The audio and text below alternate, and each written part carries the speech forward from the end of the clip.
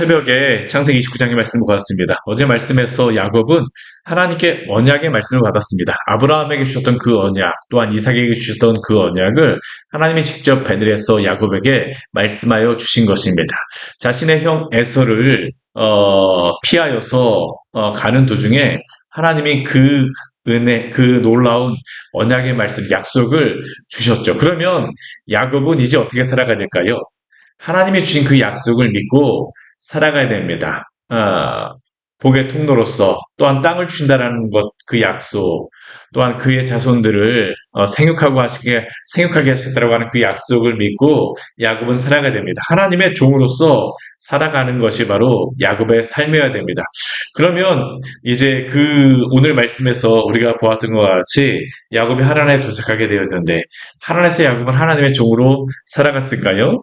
오늘 1절 말씀을 보게 되면 이렇게 시작하고 있습니다. 야곱이 길을 떠나 동방 사람의 땅에 이르러. 야곱이 길을 떠나서 동방 사람의 땅에 이르렀습니다. 자신의 아버지 이삭의 그러한 땅에서 가나안 땅에서 떠나서 동방 사람의 땅에 이르렀다는 겁니다. 이 동방 사람의 땅이라고 하는 것은 아브라함이 떠나왔던 그러한 땅입니다. 바단 하람 그리고 하란이죠. 그리고 야곱은 그곳에 도착하였습니다. 그곳에 도착하였을 때 그가 어디에 도착하였냐면 오늘 말씀해 보게 되면 우물에 도착하였다라고 이야기합니다. 그리고 그곳에서 그는 한 목자들을 만나게 되죠. 물을 먹이 위하여서 모였던 목자들을 만나게 됩니다. 그 우물은 어떻게 생겼다라고 되어 있냐면요. 그 우물 아웃기에 그 큰 돌이 덮여 있어서 물을 먹일 때에는 그 돌을 치우고 나서 물을 이제 떠서 이 양들에게 먹이는 것이 바로 이 우물의 모양이었습니다. 그런데 이렇게 야곱에 도착하였을 때 그 사람들에게 먼저 질문합니다. 어디가 궁금한지, 자신이 도착한 곳이 어디인지 궁금하겠죠. 그래서 4절 말씀해 보게 되면 내 형제여 어디서 왔느냐라고 먼저 질문을 합니다. 내 형제여. 야곱이 참 친근함이 있었던 사람 같아요.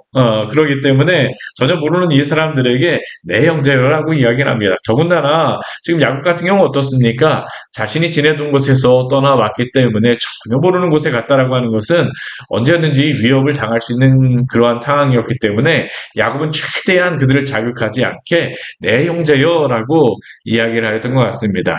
그러자 이 사람들이 뭐라고 이야기할까요? 하란에서 왔다라고 이야기합니다. 하란. 야곱의 이 이야기를 들었을 때 어떻게 했을까요? 귀가 번쩍 뜨였을 겁니다. 그래서 우리 오늘 말씀드리면 바로 그 이야기를 듣자마자 한 가지를 질문하는데 뭐라고 질문하냐면 너희가 나홀의 손자 라반을 아느냐? 하란에 도착할 때라고 하니까 그 하란에 얼마나 많은 사람이 있겠습니까? 그런데 해수욕장에서 바늘 찾기와 같지만 그래도 만나자마자 이 사람들에게 질문하는 겁니다. 너희가 나홀의 손자 라반을 아느냐? 그런데 참 감사하게도 어때요? 이 사람들이 우리가 그를 안다라고 이야기를 합니다. 이 이야기를 했을 때 야곱의 마음은 어땠을까요? 굉장히 기뻤을 것입니다. 지난 얼마의 시간 동안 지금 이 야곱이 이 가나안 땅에서 지금 하란까지 왔던 이 거리는 어느 정도 되냐면 800km가 되어지는 거리입니다.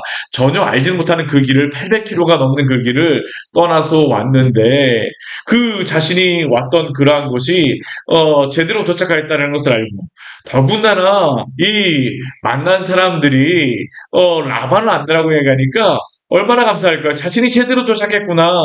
그러면 야곱이 이 순간 가장 먼저 해야 될 것이 무엇이겠습니까? 하나님께 기도해야 됩니다. 이전에 우리가 아브라함의 종이 리브가를 아브라함의 그런 명령에 따라 이삭의 아내인 리브가를 얻기 위하여서 이 우물가에 가지 않습니까? 그때 같은 경우에는 그 종 같은 경우에는요 그것에서 가장 먼저 무엇을 하였었냐면 기도하였었습니다. 기도하였어요.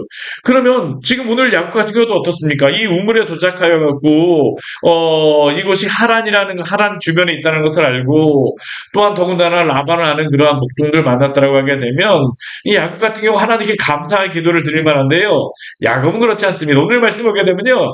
야곱은 자신의 궁금한 게 더 먼저입니다. 하나님께 기도하고 하나님께 감사하기보다는 계속 이어서 자신의 궁금증을 질문하고 있죠. 6절 말씀 보게 되면 그는 또 뭐라고 질문합니까? 그가 평안하냐?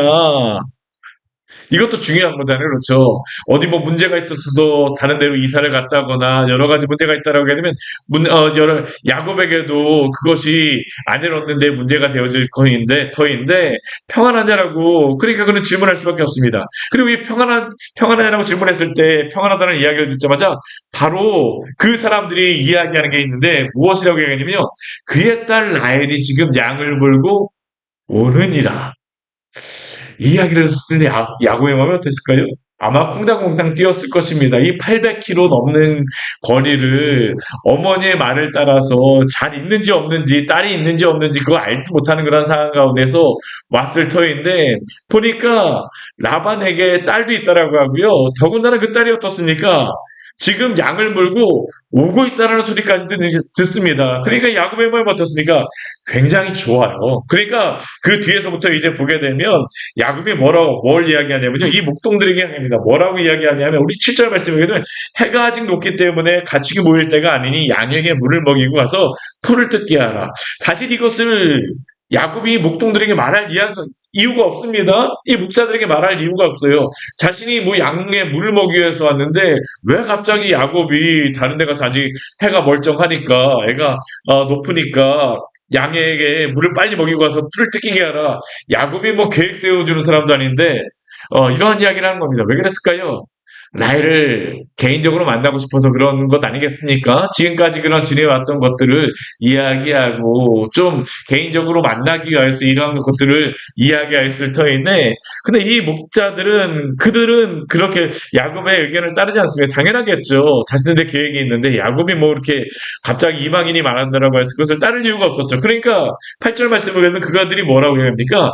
우리가 그리하지 못하겠노라고 이야기를 하고 때가 다 모이고 목자들이 우물을 얻기 위해서 돌을 옮겨야 우리가 양에게 물을 먹이겠다라고 이야기를 합니다. 아마 함께 모여서 양의 물을 먹였던 것 같아요. 그런데 이 이야기를 듣고 있는 중에 야곱이 이 말하고 있는 중 가운데 라헬이 저 멀리서 오는 그 라헬을 보게 됩니다. 그의 아버지 양과 함께 오니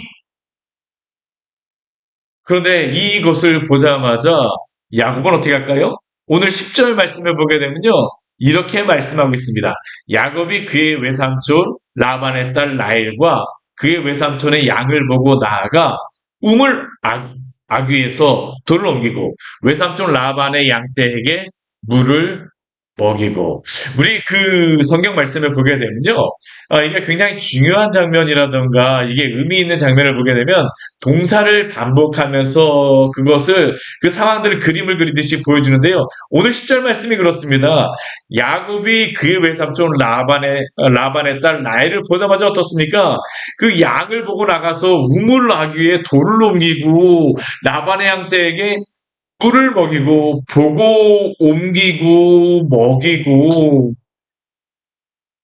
야곱의 그러한 행동을 그림을 그리듯이 보여주고 있죠. 왜 그랬을까요? 라헬의 마음을 사기 위함 아니겠습니까? 사실 지금까지 보게 되면요. 야곱은 라헬과 인사도 하지 않았습니다. 그런데 라헬이 오고 있다는 이야기를 듣자마자 이 우물어기에 돌을 옮기고 그리고 그 양떼에게 물을 먹이고 라헬이 이러한 야곱을 보았을 때 뭐라고 생각했을까요? 아니 도대체 저 사람이 무슨 사람이길래 이런 일을 하고 있지 아마 깜짝 놀랐을 것입니다. 근데 야곱은 상관이 없어요. 지금 너무나도 반가운 사람 만나고 싶었던 사람 만나기 보았기 때문에 또 야곱이 라헬을 보았을 때 아마 첫눈에 반했던 것 같습니다. 그러니까 그냥 바로 이 일을 행하게 되어지죠. 반가운 마음에 이러한 일을 행하게 됩니다. 근데 이러한 일을 행하는 이때 야곱의 나이가 몇 살쯤 되었었냐면 77세 정도가 되었습니다. 거의 80이 되어진 그런 할아버지인데 정말 막 뛰어다니는 겁니다. 그리고 그 다음에 어떻게 합니까? 라헬에게 입 맞추고 소리내요. 울었다라고 이야기를 하죠. 울었다고 이야기합니다. 그간에 지내온 그러한 상황 가운데 얼마나 그가 참 걱정스러우며 걱정하며 왔겠습니까? 그런데 이렇게 만나자마자 반가운 마음에 또 이러한 일들 하고 라이를 만나자마자 그 눈에서 뭐 그 눈물을 주체할 수 없었죠. 고생이라든가 많은 생각이 떠오르면서 눈물이 났을 것입니다. 그런데 이 이야기를 듣자 라이는 어떡합니까? 또 그의 아버지에게 가서 이 모든 것들을 알리게 됩니다. 그리고 그 이야기를 듣자마자 라반도 어떻습니까? 13절 말씀에 오게 되면 그의 생질 야곱의 소식을 듣고 달려왔다라고 이야기를 합니다. 라반이 달려왔어요. 사실 이 시대에 보게 되면 아버지들은 잘 뛰질 않습니다. 왜냐하면 뭐 오늘날도 지금 보게 되면 이란의 문화를 그 체면 문화라고 이야기를 하는데 이 중동의 문화가 그렇거든요. 우리나라도 이 동양권 문화가 체면을 굉장히 중요시하는 그런 문화래 갖고 나이 든 사람들은 뛰어다니질 않습니다. 그런데 라반 같은 경우 어떻습니까? 야곱의 소식을 듣고 달려왔다라고 이야기를 합니다. 깜짝 놀란 것이죠. 그러니까 달려왔습니다. 그리고 또 어떻습니까? 야곱을 영접하여 안아주고 입맞추며 자기 집으로 인도하여 드렸다라고 이야기합니다. 그리고 이 야곱이 이렇게 환대를 받으니까 자기의 모든 일을 라반에게 알렸다라고 이야기를 합니다. 어떠한 일을 알렸을까요? 아마 그는 야곱 같은 경우는 자신이 일어났던 그러한 일들을 다 알렸을 겁니다. 그러나 자신의 아버지를 속이거나 형을 속여가 그렇게 도망갔다는 이야기는 하지 않았겠죠. 그것보다는 무엇을 이야기했을까요? 자신의 아버지와 어머니가 아내를 구하기 위해서 자신을 보냈다는 이야기를 하였을 겁니다. 그리고 또 그가 이야기했을 법한 것은 우리 앞에 우리 27장 우리 43절, 44절, 45절 말씀에 오게 되면 이런 말씀이 있어요. 제가 한번 읽어드리겠습니다. 내 아들아 내 말을 따라 일어나 하란으로 가서 내 오라버니 라반에게로 피신하여 내 형의 노기가 풀리기까지 몇 날 동안 그와 함께 거주하라. 내 형의 분노가 풀려 내가 자기에게 행한 것을 잊어버리거든. 내가 곧 사람을 보내어 너를 거기서 불러오리라. 어찌 하루에 너희 둘을 이르랴. 자신의 어머니도 이야기했겠죠. 아버지의 이야기도 중요하지만 아무래도 리브가가 라반의 그러한 같은 어, 가족이다 보니까 형제다 보니까 남매다 보니까 엄마가 전한 리브가 어머니였던 리브가가 전한 그러한 이야기를 하지 않았겠습니까? 우리 어머니가 말씀하시기를 잠깐만 피신하여 있으면 잠깐만 거기 가서 있으면 형이 잠깐 화가 났는데 몇 날 지나게 되면 아마 그 사람을 보내갖고 뭐 이러한 것들을 다 할 것입니다. 그리고 이 가운데 무엇도 있을까요? 제가 어제도 말씀드렸지만 이 시대에는 결혼하려고 하면 결혼 지참금을 주게 됩니다. 그러니까 그의 어머니가 사람을 보낸다라고 이야기하는 것은 이 결혼 지참금을 보내주겠다라는 것을 의미하고 있습니다. 그러니까 이 라반 같은 경우도 이 이야기를 듣자 아 그래 얼마 정도 있으면 이제 리브가에게서 사람이 오겠지. 또 많은 이전에 보니까 아브라함이 보냈던 그러한 것과 같이 많은 결혼 지참금을 가지고 오겠지라고 생각을 하였을 터인데 어땠을까요? 우리 14절 말씀에 오게 되면 14절 말씀에 오게 되면 이러한 말씀이 있습니다. 우리 같이 한번 읽어보겠습니다. 라반이 이르되 너는 참으로 내 혈육이로다 하였더라. 야곱이 한 달을 그와 함께 거주하더니 이 의미는 무엇입니까? 한 달 정도 기다려줬다는 겁니다. 그런데 이게 이 중동 문화권에서는요, 유목민 같은 경우에는요, 이방 사람들이 와도 한 2주나 3주 정도는 그냥 재워주고 먹여줍니다. 왜냐하면 이 이방인, 모르는 사람들도 이 광야나 이러한 곳에서 낯선 사람들이 오게 되면 그냥 떠나버리게 되면 목숨을 잃을 수 있고 여러 가지 어려움을 당할 수 있기 때문에 이 사람들은 자기들도 그러한 위험을 당할 수 있다고 생각하기 때문에 어떠한 누구든지 오게 되면 2, 3주 정도는 머물게 해줘요. 근데 라반이 생각하기에는 야곱이 오고 나서 한 2주 정도 지나고 한 3주 정도 지나고 할 때까지는 사람이 올 거라고 생각을 했는데 한 달 정도 지나니까 어떻습니까? 아마 오기 힘들 거라고 판단을 했던 것 같습니다. 그러니까 어때요? 야곱에게 이야기하는 겁니다. 뭐라고 이야기합니까? 우리 15절 말씀에 보게 되면 내가 비록 내 생지는 어찌 그저 내 일을 하겠느냐 내 품삯을 어떻게 할지 내게 말하라라고 이야기를 합니다. 이 의미는 무엇이겠습니까?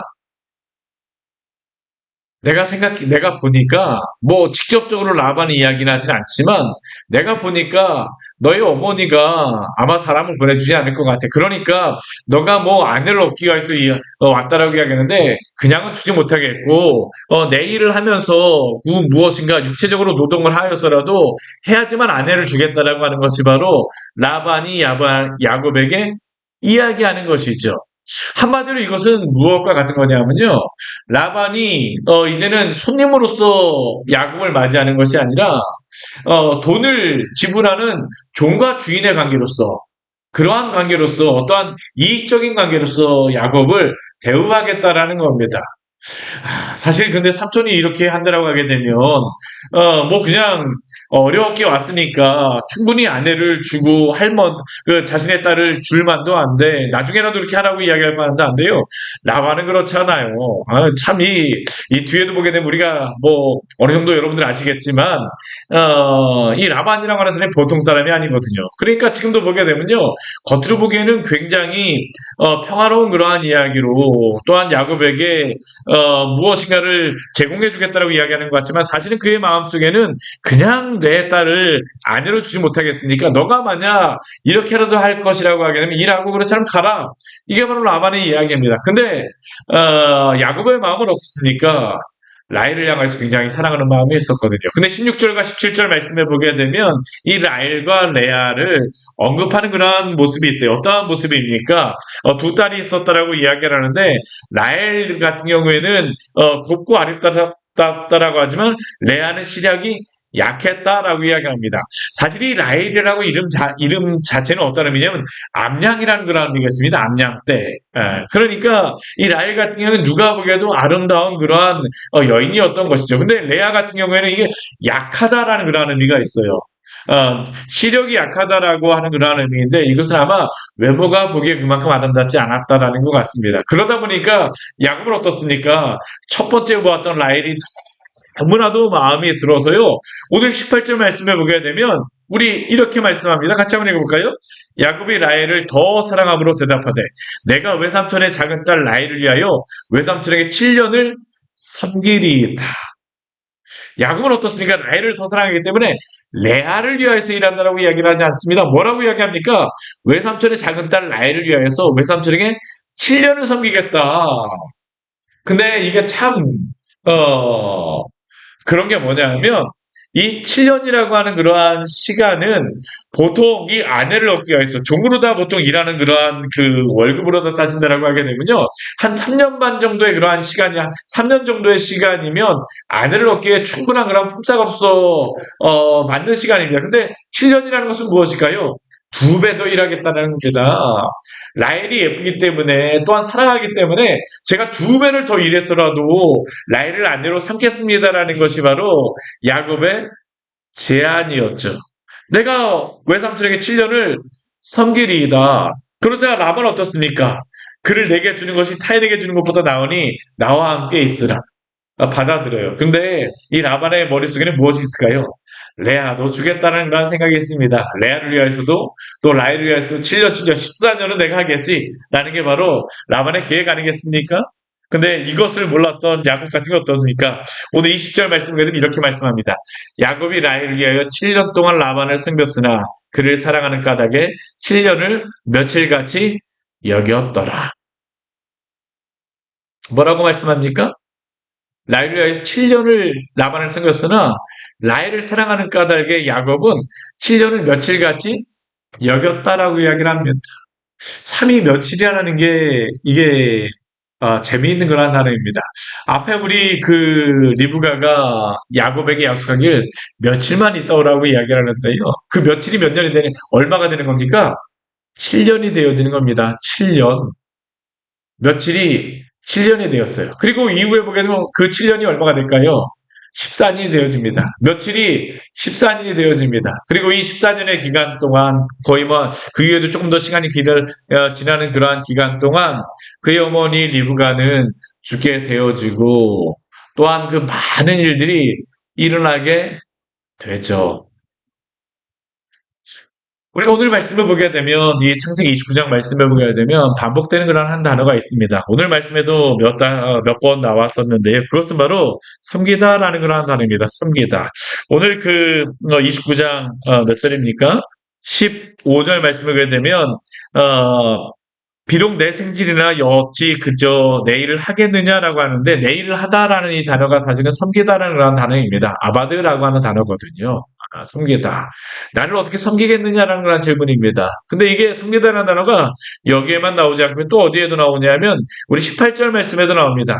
7년을 섬기리이다. 또 20절 말씀에도 나와요. 라반을 섬겼으나 또한 25절 말씀에도 나옵니다. 외삼촌을 섬기지 아니하였나이까. 또 우리 27절 말씀에도 7년 동안 섬길지니라. 또 30절 말씀에도 라반을 섬겼더라.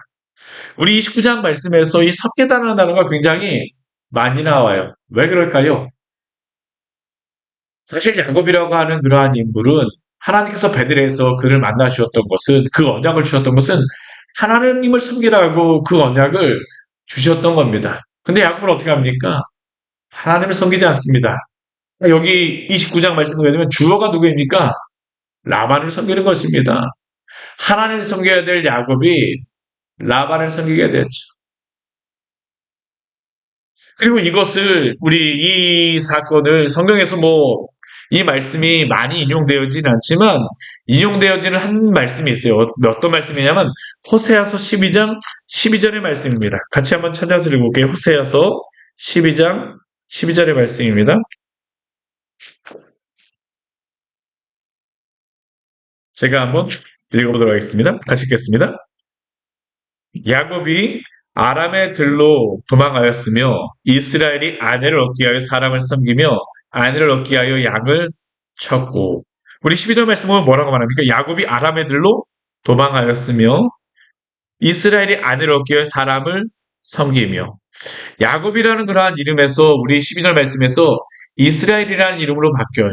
이스라엘이나 야곱은 다 어떠한 단어입니까? 야곱의 이름이 있죠. 하나님이 야곱을 이스라엘로 바꾸어 주셨습니다. 이 이스라엘이라는 이름이 무엇입니까? 하나님과 씨름하다라는 그런 의미입니다. 하나님과 대면하며 살다라는 의미로서 하나님이 주신 이름이에요. 근데 야곱은 하나님께서 그에게 언약을 주시고 하나님을 섬기라고 그 약속을 주셨으나 그는 도망가서 이곳에서 무엇을 했다는 겁니까? 이스라엘이라는 그러한 그 의미를 가지고 그는 사람을 섬겼다라는 겁니다. 결국 이 야곱의 이 라반에게 있는 그러한 삶은 무엇일까요? 사람을 섬겼다라는 의미입니다. 오늘 말씀을 보게 되면 아까도 잠깐 제가 말씀드렸지만 야곱은 이 자신의 삼촌의 이 곳에 도착했을 때 가장 먼저 무엇을 했어야 될까요? 기도했습니다. 근데 야곱 어떻습니까? 기도하지 않아요. 당장 급한 일들에 몰두합니다. 당장 급한 일들을 쫓아서 가죠. 그리고 또 자신이 궁금한 것들에 대해서 물어봅니다. 그러다 보니까 어떻습니까? 하나님을 섬기지 않고 사람을 섬기게 되어지는 겁니다. 근데 이것은 어쩌면 우리의 모습 아닙니까? 하나님이 우리를 부르시고 구원하신 이유는 하나님을 섬기며 하나님을 예배하라고 말씀하셨음에도 불구하고 어느 순간 우리도 이 세상의 바쁜 일들 여러 가지 많은 다급한 일들에 뒤쫓기다 보면 하나님을 섬기기보다 사람을 섬길 때가 얼마나 많습니까? 그러나 사랑하는 여러분, 우리가 정말로 하나님을 섬기는 사람들이 되어지기를 원합니다. 하나님이 우리를 택하신 이유는요, 하나님을 섬기라고 우리를 택하신 것입니다. 오늘 하루 오늘 우리에게 맡겨진 많은 바쁜 일들이 있지만 그 바쁜 일들에 함몰되어지는 것이 아니라 하나님을 섬기며 하나님을 예배함으로 살아가시기를 축원합니다. 이것이 바로 하나님이 우리를 택하시고 부르신 이유 아니겠습니까? 같이 기도하도록 하겠습니다. 하나님 아버지 오늘 말씀을 통해서 우리에게 귀한 은혜를 주셔서 감사합니다. 하나님 우리를 택하시고 부르신 이유가 하나님을 섬기며 하나님의 영광을 위해 살아가라고 우리를 부르신 것인데 하나님 아버지 우리가 여러 가지 바쁜 일들과 걱정되어지는 일들 많은 것들 가운데에서 저희가 하나님을 잊어버릴 때가 너무나도 많습니다. 그러한 때마다 주님 우리를 깨우쳐 주시고 정말 하나님이 우리를 하여금 하나님 아버지 하나님을 섬기는 자로 부르셨음을 기억나게 하여 주셔서 성령께서 우리의 마음을 주장하여 주심으로 말미암아 그때마다 하나님 안에 살아갈 수 있는 우리 귀한 성도들 수 있도록 은혜 내려 주시옵소서. 예수 이름으로 기도드립니다. 아멘. 오늘 말씀 같이 기억하시면서 기도하며 나가도록 하겠습니다.